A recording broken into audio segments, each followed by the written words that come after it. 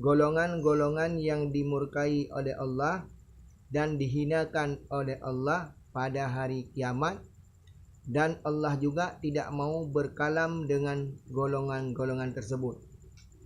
Manakah golongan-golongan tersebut?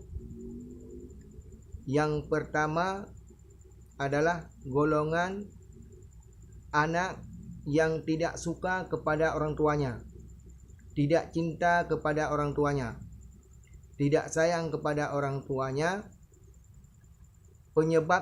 Sebabnya adalah orang tuanya miskin, orang tuanya tidak kaya, orang tuanya tidak ada jabatan, dan orang tuanya tidak berkuasa.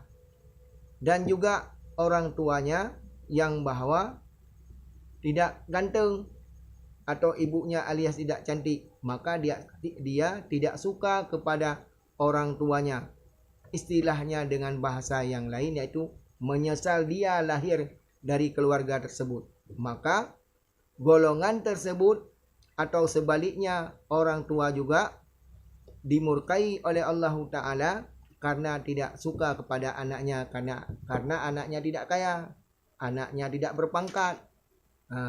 Maka dua-dua tersebut pada hari kiamat nanti dimurkai oleh Allah dan tidak mau berkalam Allah Ta'ala kepada golongan tersebut.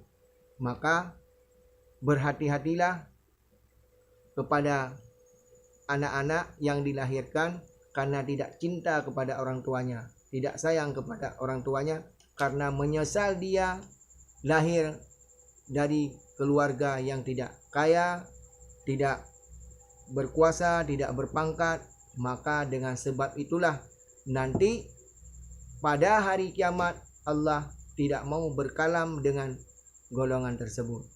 Nah, semoga kita akan terjaga dari hal-hal yang demikian.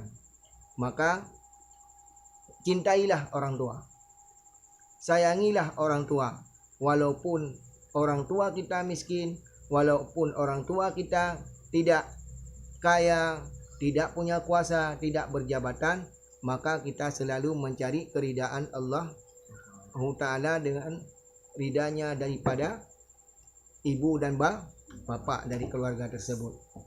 Amin ya rabbal alamin.